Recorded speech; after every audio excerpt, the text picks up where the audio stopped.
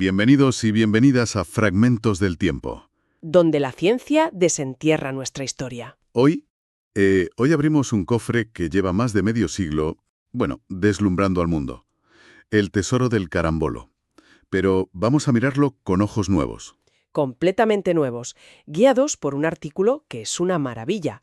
Revestidos como Dios manda, el tesoro del carambolo como ajuar de consagración. Y es que la historia que todos conocíamos, la del rey, el poder, la opulencia.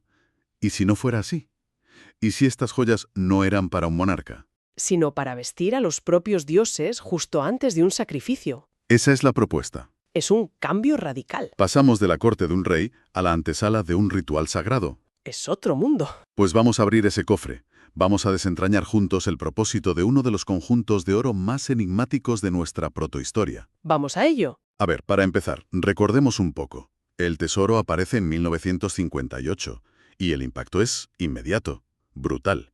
Oro de 24 quilates y la asociación fue, casi automática, Tartesos. Y no solo Tartesos, sino su rey más famoso, el mítico Argantonio. La narrativa era perfecta.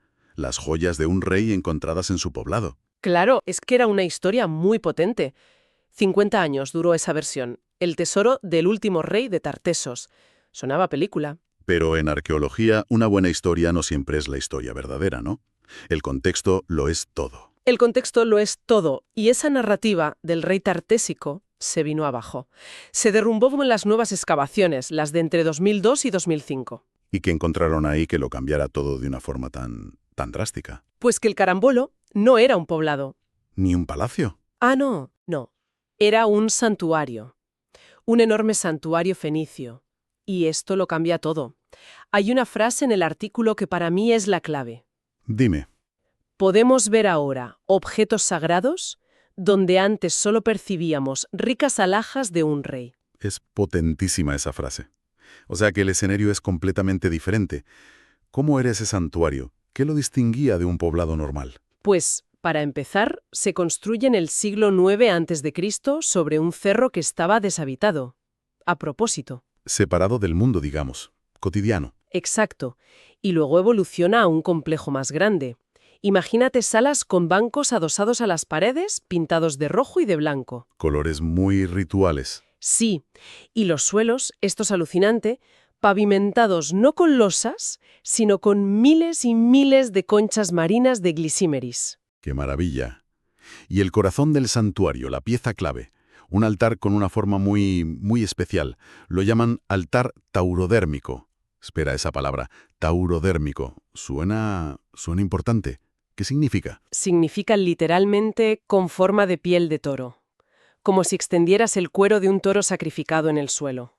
Esa era la forma del altar. Vale, esto es una pieza clave. Es la pieza clave, porque establece un escenario que ya es puramente religioso y fenicio, no civil y tartésico. Se acabó el rey. El escenario ha cambiado por completo, vale. Entonces, si ya no es un palacio, sino un templo, tenemos que mirar las joyas de otra manera. Empecemos por el collar, que siempre se dijo que era la pieza del rey. Claro, pero en un templo el que lleva el collar no es un rey, es un sacerdote.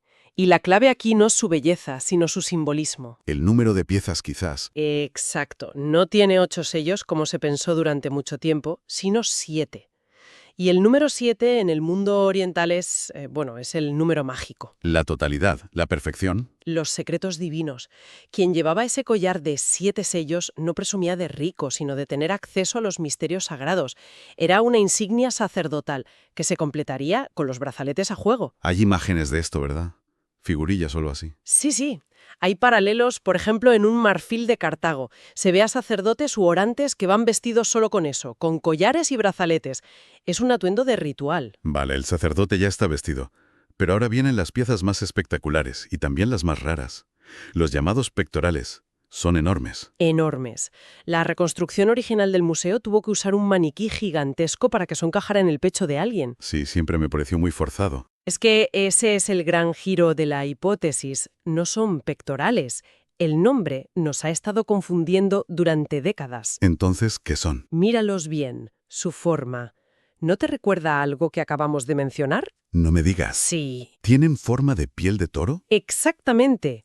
Son una réplica en oro de los altares taurodérmicos del santuario. la misma silueta. Un momento, porque esto es un cambio de paradigma total. ¿Me estás diciendo que no eran para una persona? No. La propuesta es que los llamemos frontiles, Frontiles. adornos para la frente de los bóvidos, de los toros o las vacas que iban a ser sacrificados. Vale, la imagen es potentísima, pero es una afirmación muy fuerte. ¿Qué pruebas hay para esto? Pues hay varias, y encajan a la perfección. Primero, esculturas de toros de piedra de la misma época como las de Villajoyosa.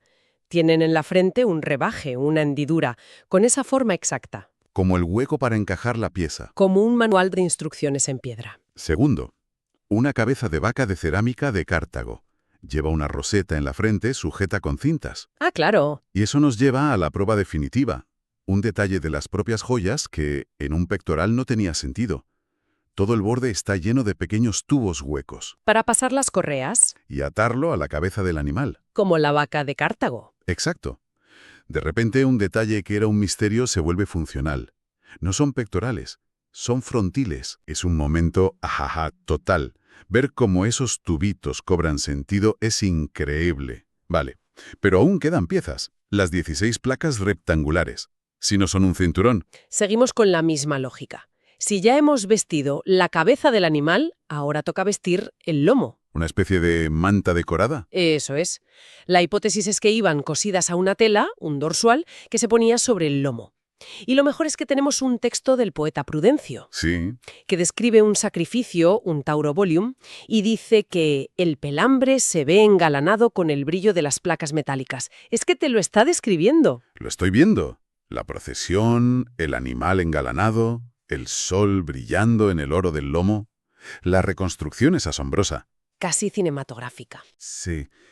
Entonces, tenemos un sacerdote y tenemos animales listos para el sacrificio. Pero el tesoro tiene dos juegos de adornos casi idénticos, uno con rosetas y otro sin. ¿Por qué dos? Aquí la hipótesis ya. Bueno, es que riza el rizo. Sugiere un sacrificio doble a la pareja divina principal de los fenicios, Baal y Astarte. Un animal para cada dios. Un animal para cada dios, con su ajuar específico. Y la decoración, como dices, es la clave. A ver, las rosetas.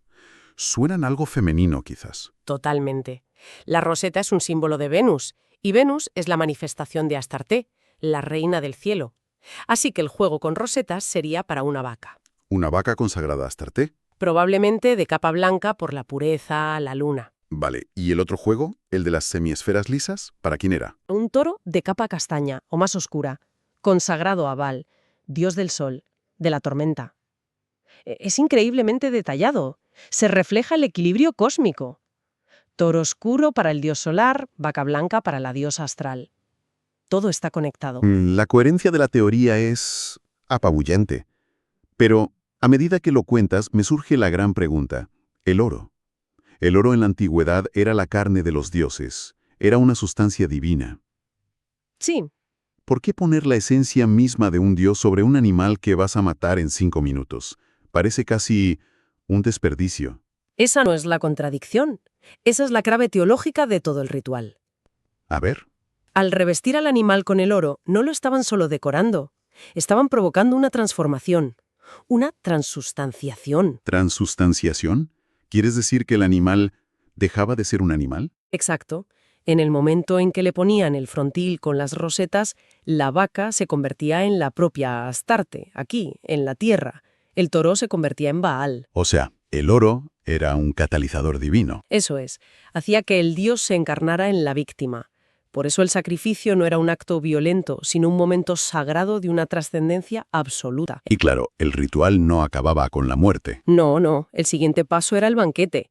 La comunidad consumía la carne de ese animal, que ya era un dios, Entraban en comunión con la divinidad. directamente. No le pedían un favor a un dios que estaba en el cielo. Estaban literalmente incorporando su esencia, su poder dentro de ellos. Es un concepto de una profundidad. Enorme.